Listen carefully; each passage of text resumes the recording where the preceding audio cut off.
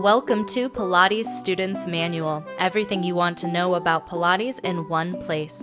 I'm Olivia, and I'll be your host. Jump in the conversation on Instagram at Pilates Student's Manual, and be sure to subscribe for updates on new episodes. Let's learn something new together.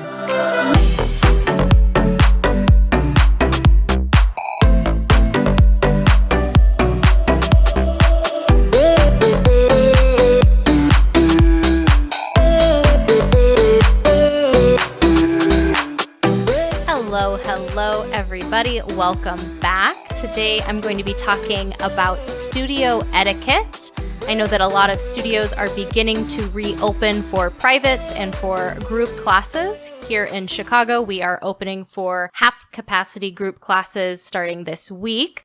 So I wanted to go over a couple things just to keep in mind when you're going to the studio as a reminder, and also to make the most of your studio visit. All of these tips are about being a considerate human being and also being prepared for your class. Of course, every studio has its own policies and its own suggestions in place, so definitely double check with them. But these are some things that I've noticed that are important for me, I'd say.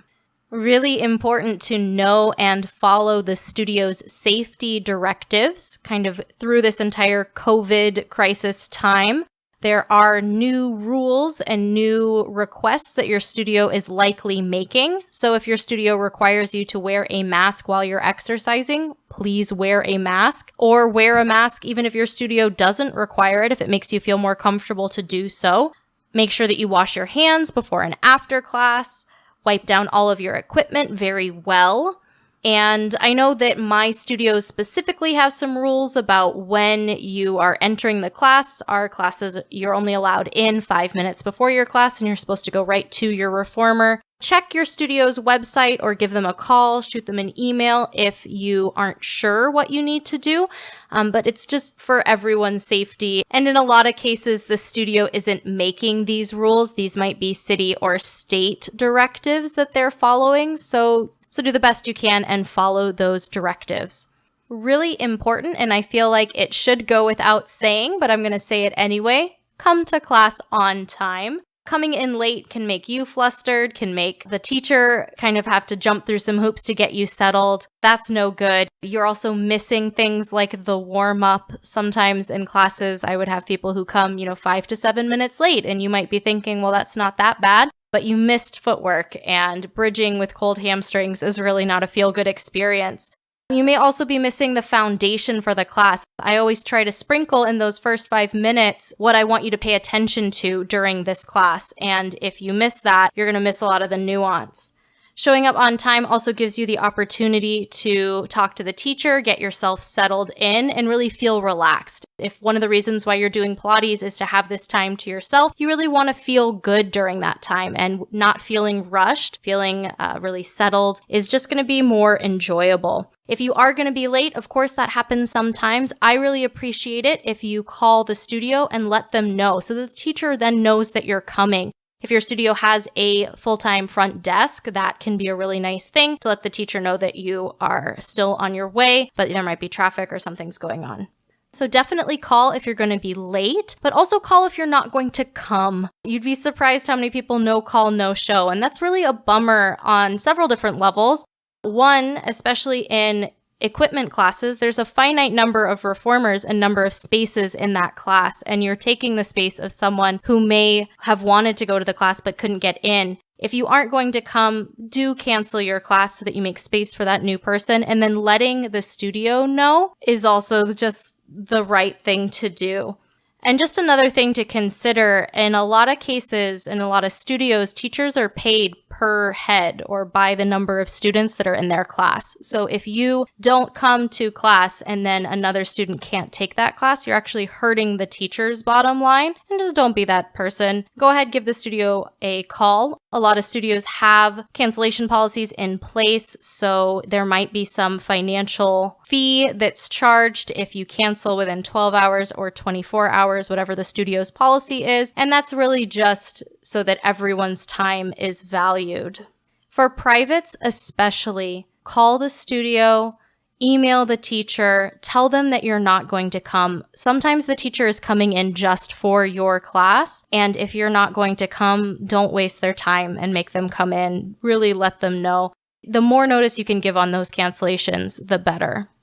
Another thing to consider for your classes is your clothing and your equipment. Always wear clothing that you're comfortable in and that you can move in. You're going to be moving a lot in Pilates, and your body's going to be in a lot of different positions. You might be lying on your back, lying on your stomach, lying on your side. You might be sitting, standing.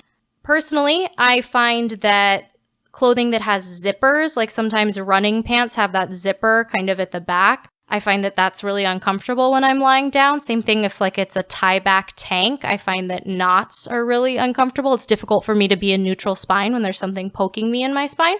Also, things like basketball shorts or really loose pants can be difficult if you're doing something like legs and straps, just because the legs of the pants will drop down towards your crotch if you have your legs straight up to the air while you're lying down. And that might be uncomfortable for you and uncomfortable for the teacher. You don't want to be flashing underwear or anything. Same thing with really short shorts. You will be doing wide-legged squats while you're lying down in footwork, and that may not be something that you're comfortable with.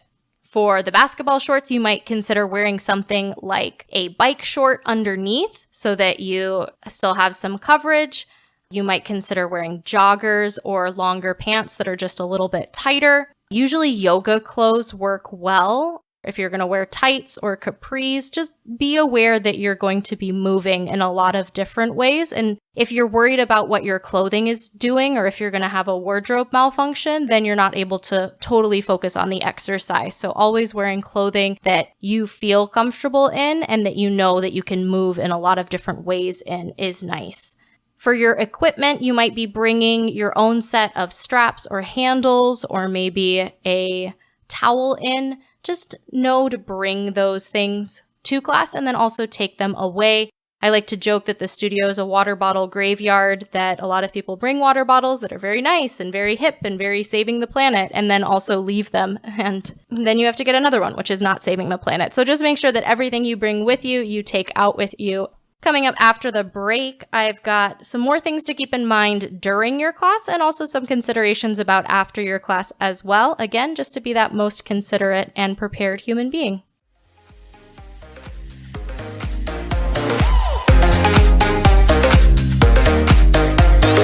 Hey there!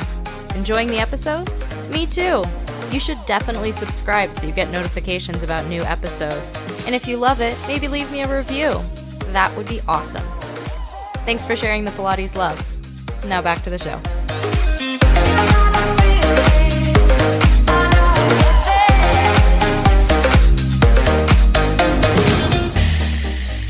Alrighty, so class is about to start. Fantastic, you're there on time. A really important thing that you can do when you come to class, especially if it's your first time at the studio or with that teacher or even at that level of class, is to introduce yourself to the teacher. Very likely that the teacher is going to introduce themselves to you, but a lot of stuff is going on before class.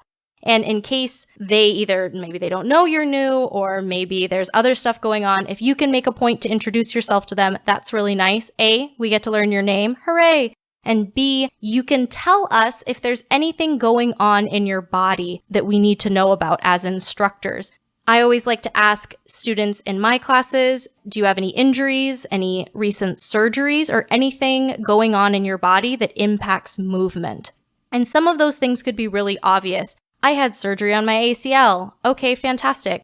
But some of those things can be less obvious. Things like, I had a baby 6 months ago, or I have osteoporosis. That's not an injury or a surgery necessarily, but those are things that are going to change the way that you move. So you always want to tell the instructor, not because they're nosy, but because they want to create a class that's safe for you. And if they know, okay, this person has osteoporosis, spinal flexion is not great for their body, they will then offer modifications right off the bat, knowing that that stuff is going on in your body. So don't be shy. Do introduce yourself and tell the teacher what's going on.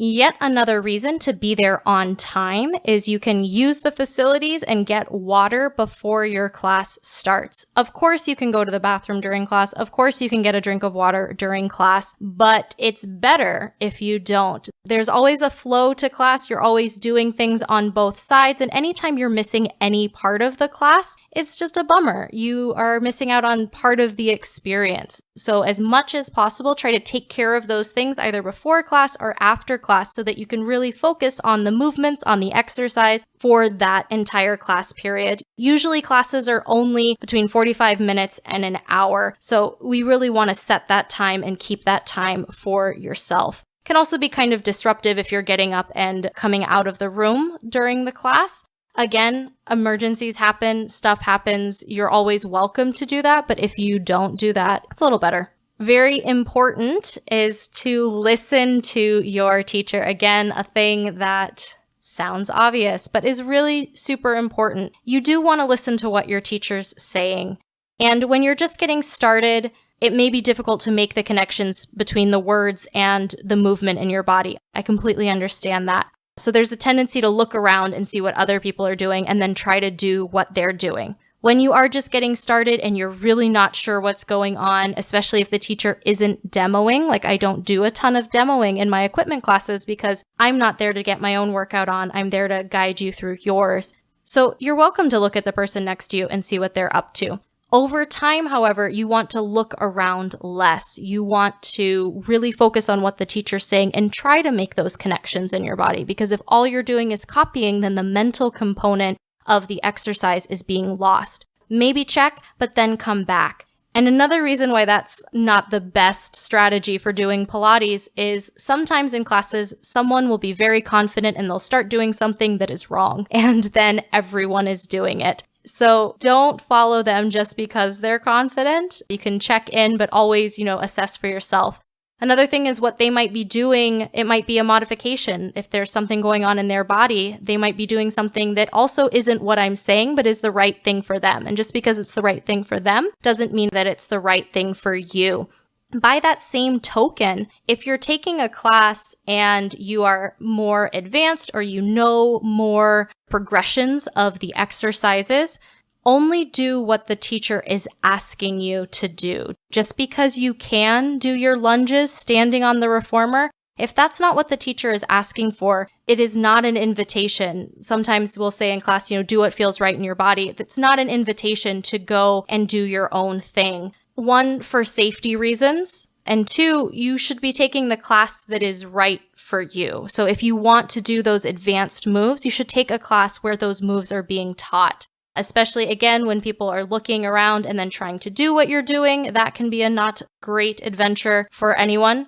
And it's not super respectful of the teacher. If you came to this level 1 class, then you're going to be expecting to do and then doing those level 1 exercises. Teachers may have their own thoughts on that, but for the sake of the flow of class and the class that I have planned, I really appreciate that you follow the script and do what I'm asking of you. Yeah, group classes are not the place to show off. If you want to do the crazy stuff, come to that advanced class, come to a private class. I'm happy to work on those things with you, but it is not in that group class. I absolutely love when students ask questions before class and after class. During class can be a little bit disruptive. So if you have a question about something, yes, I want to talk with you about it. But again, group class is about the group and about this flow, this experience that I have planned for you. If you have questions about it, fantastic. Come see me after class, and I'm more than happy to talk with you about it. Be mindful of your teacher. If you are coming to ask them a question after class, there is a limited amount of time between the classes. They might be setting up for the next one. They might be talking with other students. So just know that there might be other things going on. Be mindful of that. If you have 1 or 2 questions, fantastic. Depending on time, again, I'd love to talk with you about it. But also, if you have a lot of questions or you have a lot of things going on, that's wonderful. I never want to dissuade you from those things and talking about it. That's what I'm there for. That's what I love doing. But you might consider trying a private class so that we can really get into your stuff. Again, group classes are for the average healthy body. And of course, there is no average. Every body is a little bit different. If you want something that is just for your unique body, a private session is going to be a really great fit for that. Always ask your teacher, hey, I have a bunch of questions. I know I can't ask them all right now. Maybe pick one question to ask or say, can I set a time with you to really go over this? I'm really interested in learning more about this. And your teacher will be very happy to oblige. This is by no means an exhaustive list of Pilates etiquette, but they are some things to keep in mind. Things like following the studio's directive. It might be about equipment. I know Club Pilates studios require that you wear socks with those grippy rubber bottoms.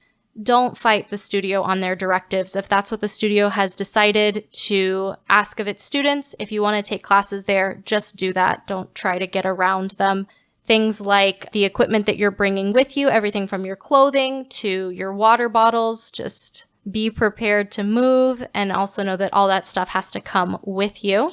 Whenever possible, come to class on time or a little bit early so that you can get settled in, you can get ready for class. If you are going to be late or if you're not going to make it, make sure that you call the studio, let them know. If it's a private session, let the teacher know that you aren't going to be there.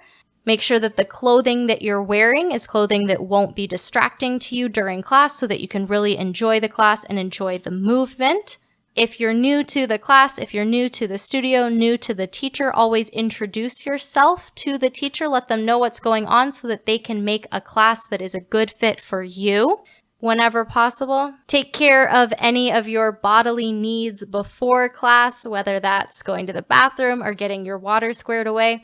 You can have water in the studio. They do have these paper cups, which I'm not a huge fan of because they're easy to knock over. They don't have a lid, so I'd prefer that you have a water bottle so that mostly for damage control for me as I'm walking around this stuff. But just make sure that you have all of your stuff there, that you take that stuff with you as well. Always doing your best to listen to the teacher and do what the teacher is asking, not to show off and not to just copy the person next to you. This is a class that's for you, not for your neighbor. So you always want to do what feels right and what is best for your body. Feel free to ask questions after class or before class. Try to limit them during class because you're not the only one taking the class. If you want to ask those questions during the class, a private session is a great fit because that is all about a conversation between you and the instructor. But during the class, it's really about that group experience. So my question for you, what do you think of when you think of studio etiquette? Am I missing anything? Definitely let me know on Instagram at Pilates Students Manual or send me an email at pilatesstudentsmanual@oliviabioni.com. I'd love to hear from you and thank you all for being wonderful, considerate Pilates students.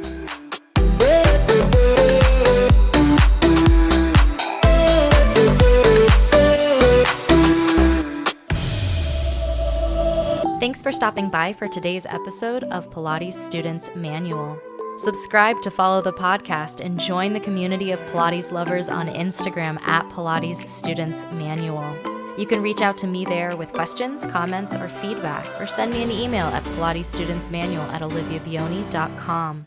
If you learned something new today, share this episode and the Pilates love. The adventure continues. Until next time.